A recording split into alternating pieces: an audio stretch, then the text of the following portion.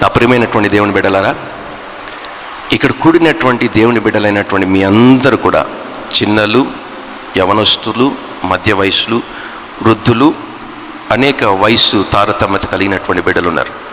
అయితే ఎక్కడ 2-3 కూడి నా నామమున, యేసయ్య నామమున స్తుతిస్తారో అక్కడ ఎవరుంటారు? ఖచ్చితమేనా? ఖచ్చితమేనా? ఎలా స్తుతించాలి? ఏక మనసుతో. ఎవరిని స్తుతించాలి? మీకు తెలుసు. ఏకము కలిగి అంటే ఈ సంఘములో కలిసి మీరు ఆరాధించేటటువంటి ఆరాధన, ఆదివారాల్లో జరుగుతున్నటువంటి ఆరాధన ఏక కలయిక రావడం లేదు. ఏకస్వరం, ఏక కంఠం రావడం లేదు. అంటే యేసయ్య ఉన్నాడనే లేడనే వాక్యం సెలవిస్తుంది. ఎక్కడ 2-3 కూడి నా నామమున ఏకీభవించి కలిసి, అంటే ఒక 200 మంది, 800 మంది, 1000 మంది కలిసి, లేక 1,00,000 మంది ఒక చోట కూడి శరీరంలో ఒక దగ్గరై మీరు ఆరాధనలు మీ పాటికి మీరు చేస్తుంటే మనసు కలవకుండా మీరు చేసే ప్రతి ఆరాధన కూడా వ్యర్థమే. మొదటిది, మీరు ఇంత నిండు మనసుతో దేవుని ఇప్పటి వరకు మీరు స్తుతించారు కదా, ఆ స్తుతి యాగము నిండు మనసుతో చేశారా, లేకపోతే నేను చెప్పానని చేశారా? నేను చెప్పినప్పుడు మీరు చేశారు, మంచిదే. చేసిన తర్వాత మిమ్మల్ని అడిగిన ఒక ప్రశ్న, మీకు ఏమి కలిగింది, మీ అనుభూతి ఏంటి, మీ మనసుకి ఏమి కలిగిందని నేను అడిగాను. మీరేమన్నారు? సంతోషం కలిగింది. కొంతమంది ఆనందం కలిగింది అన్నారు. అక్కగారేమో ఇంకా దేవుని స్తుతించాలని అనింది. హల్లెలూయా! ఎంత గొప్ప మాట అండి అది, హల్లెలూయా! నా ప్రియమైనటువంటి దేవుని బిడ్డలారా, ఈ మదనపల్లి పట్టణం, అన్నమయ్య జిల్లా, ఆంధ్ర రాష్ట్రం, భారతదేశం, ఈ భూప్రపంచంలో ఉన్నటువంటి ఈ మదనపల్లి పట్టణం, చిత్తూరు బస్టాండ్లో ఉన్నటువంటి ఇమ్మాన్యుయల్ సంఘంలో నా ప్రియమైనటువంటి దేవుని బిడ్డలారా, ఇక్కడ కూడొచ్చినటువంటి వారే యేసయ్య నామాన్ని స్తుతిస్తూ వస్తుంటే గన వేవేల కోకోల దేవదూతల చేత నిత్యము ఆర్భాటముతో నా యేసుక్రీస్తు ప్రభువు, ఆయన పరిశుద్ధుడు, నా యేసయ్య పరిశుద్ధుడు, నాతో పాటు నా యేసయ్య పరిశుద్ధుడు, నా యేసయ్య పరిశుద్ధుడు, నా యేసయ్య పరిశుద్ధుడు, నా యేసయ్య పరిశుద్ధుడు, నా యేసయ్య పరిశుద్ధుడని గాన ప్రతిగానాలు, కెరాబులు, శరాబులు చేస్తుంటే ఇంకెంత ఆనందం ఉంటుందండి, ఇంకెంత సంతోషం ఉంటుందండి. ఒక్కసారి మీరు అనుభవించినారా ఆ ఆనందం? మీరు నోటితో మరి మాట్లాడుతున్నారు, ఆనందం కలిగేదని, సంతోషం కలిగేదని. ఏదో నేను అడిగానని నాకు తెలుస్తుంది మీ భాషలో. అయితే నిండు మనసుతో యేసుక్రీస్తు ప్రభుల వారిని, ఎవరిని? నా యేసుక్రీస్తు ప్రభుల వారి, నేను వినండి, నా యేసుక్రీస్తు ప్రభులు, ముఖ్యంగా మీరే వినాలి, నెక్స్ట్ జనరేషన్ మీరు జాగ్రత్తగా ఉండాలి. యేసుక్రీస్తు ప్రభుల వారిని నిండు మనసుతో మీరు ఆరాధిస్తూ ఉంటే, ఏ రీతిగా ఆరాధించాలంటే గన నీకు నీవుగా ఆరాధించడం కాదు, కానీ నీ తోటి ప్రజలందరితో ఏకం కావాలి. నీ పక్కన ఉండేటటువంటి ప్రతి వారితో కూడా ఏమైపోవాలంటే కలిసిపోవాలి. లేదు నేను కలవను, నా పాట నాదే, నా ఆరాధన నాదే, నా ఉపవాసం నాదే అని నువ్వు దూరం అవుతూ ఉంటే గన ఆ సహవాసంలో ఉండేటటువంటి వారందరూ కూడా ఏక కంఠముతో, ఏక మనసుతో దేవుని దగ్గర నిండు మనసుతో దేవునికి స్తోత్రాలు చెప్తూ ఉంటారు, ఆరాధిస్తూ ఉంటారు. అక్కడ ఎవరుంటారు? ఇక్కడ ఎవరున్నారు? ఇక్కడ ఎవరున్నారు? నేను ఉండిపోయాను. ఇక్కడ ఎవరున్నారు? యేసు ప్రభులు వారు లేరు. ఎందుకంటే ఏకం నేను కాలేదు కనుక. నేనేమైపోయాను? ఒక్కడినైపోయాను. వారందరికీ కూడా నేను దూరం అయిపోయి యేసుక్రీస్తు ప్రభు అని ఆరాధిస్తున్నారు. అక్కడ ఉన్నటువంటి ప్రజలందరూ కూడా ఏమిగా మార్చబడ్డారు? ఏకంగా మార్చబడ్డారు. ఏకంగా మార్చబడ్డారు. వారు ఏకమై వారు ప్రార్థిస్తూ ఉంటే కన్నా నా యేసయ్య ఎంత ఆనందిస్తూ ఉంటాడో తెలుసా? నా యేసయ్య ఎంత మహిమపరచబడుతూ ఉంటాడో తెలుసా? నా యేసుక్రీస్తు ప్రభువు ఎంత ఘనపరచబడుతుంటాడో తెలుసా? నా యేసయ్య నిజంగా అక్కడ జరిగేటటువంటి స్తుతి ఆరాధనను బట్టి ఆ నామం అక్కడ ఘనపరచబడుతుందని చెప్పి ఇజ్రాయేలు స్తుతుల మీద ఆయన ఆసీనుడు అని చెప్పబడినటువంటి మాట ఇక్కడ నెరవేర్చబడుతూ వస్తుంది. ఆ స్థలంలో నెరవేర్చబడుతూ వస్తుంది. హల్లెలూయా. ఆ స్థలంలో నెరవేర్చబడుతూ వస్తుంది. అయితే ఈ స్థలంలో ఏం జరుగుతుంది? శరీరం పనిచేస్తూ ఉంది. ఈ స్థలంలో మనసు పనిచేయడంలే, హృదయం పనిచేయడంలే, దేవుని యొక్క ఆత్మ పనిచేయడంలే. దేవుడు ఈ స్థలంలో లేడు. ఎందుకో తెలుసా? మనుషులకి దూరమై, దేవునికి బిడ్డలకు దూరమై నేనేమైపోయాను?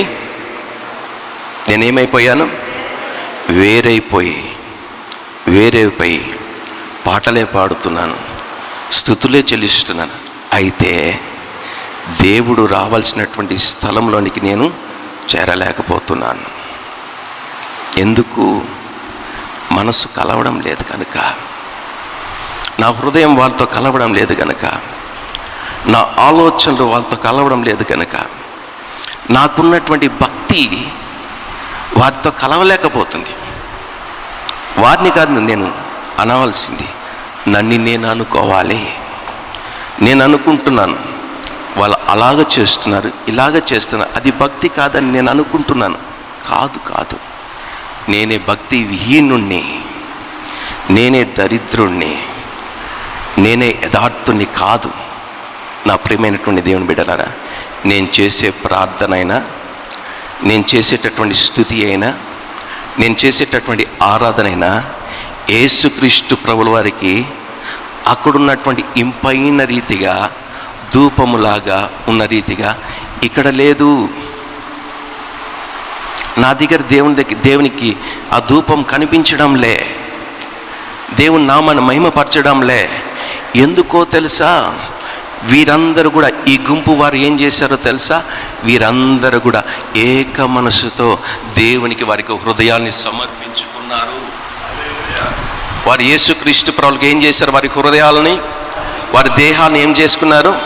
యేసుక్రీస్తు ప్రభుల వారికి ఏకమైపోయి, వాళ్ళందరూ కూడా ఒక్కటైపోయి యేసుక్రీస్తు ప్రభుల వారికి ఏం చేసుకున్నారు? సమర్పించుకునేశారు. హల్లెలూయా. నా ప్రియమైనటువంటి దేవుని బిడ్డలారా, యేసుక్రీస్తు ప్రభుల వారు కూడా ఈ భూమి మీద జన్మించినప్పుడు ఆయన ఎక్కడ పుట్టాడు? పశువుల పాకలో పరుండబెట్టిరి అని రాయబడుతుంది. పశువుల పాకలో పుట్టాడు కాదు, పరుండబెట్టిరి. అయితే పరుండబెట్టబడినటువంటి యేసుక్రీస్తు ప్రభుల వారు ఆయన చూచటానికి ఎవరు వచ్చారు? జ్ఞానులు ఎంతమంది వచ్చారు?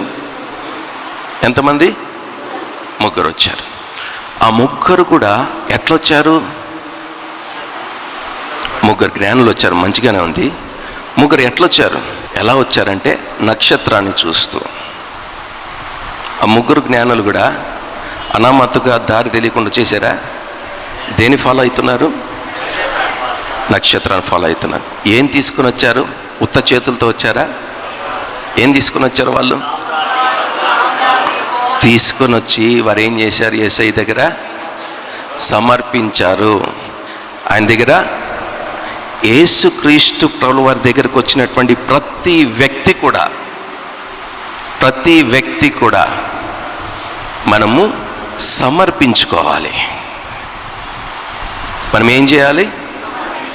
యేసుక్రీస్తు ప్రభుల వారి దగ్గర మనకున్నది ఏదో అదన్నీ కూడా యేసు ప్రభుల వారి దగ్గర సమర్పించుకోవాలి.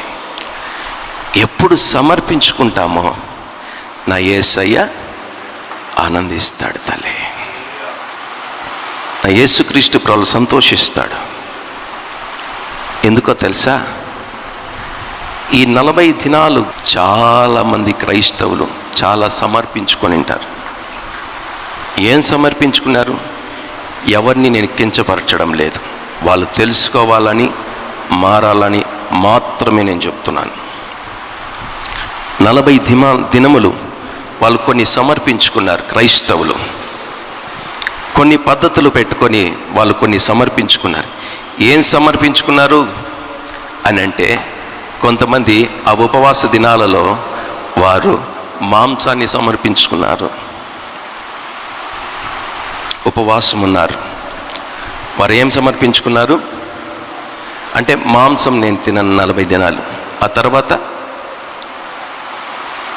భోజనం నేను తినను, అయితే నేను కాఫీలు టీలు ఆహారం మానేస్తాను, అయితే ఫ్రూట్ జ్యూసులు ఉపవాసం ఉంటాను, అయితే నేను నా పనులు నేను చేసుకుంటాను, నేను ఉపవాసం ఉంటాను. అంటే నీ ఆహారాన్ని మానేసి నువ్వేం చేస్తున్నావు? ఆహారాన్ని మానేసి నువ్వేం చేస్తున్నావు? నీ సొంత కార్యాలు నువ్వు చేసుకుంటూ వెళ్ళిపోతున్నావు. ప్రయోజనమేముంది? ప్రయోజనమేముంది? లోకస్తులకి క్రైస్తవునికి ఒక వ్యత్యాసం ఉండాలి. లోకస్తునికి క్రైస్తవునికి ఒక వ్యత్యాసం నీ జీవితం ద్వారా కనబడాలి. నా ప్రియమైనటువంటి దేవుని బిడ్డలారా, లోకస్తులు ఉపవాసం చేస్తున్నారు ప్రస్తుతానికి కూడా, వాళ్ళు నేనేమనట్లేదు, వాళ్ళ భక్తి అది. అయితే మన పరిశుద్ధ గ్రంథం సెలవిస్తుంది. ఏమని సెలవిస్తుందో తెలుసా? ఉపవాసము అంటే దానికి అర్థం ఉపమి. ఉపమి అంటే సమీపించి, వాసము నివాసము చేయడమే ఉపవాసము. హల్లెలూయా. ఉపవాసము సమీపించి నివాసము చేయాలా? అర్థమవుతుందా? ఉపవాసం అంటే సమీపించి నివాసం చేయడం ఉపవాసం.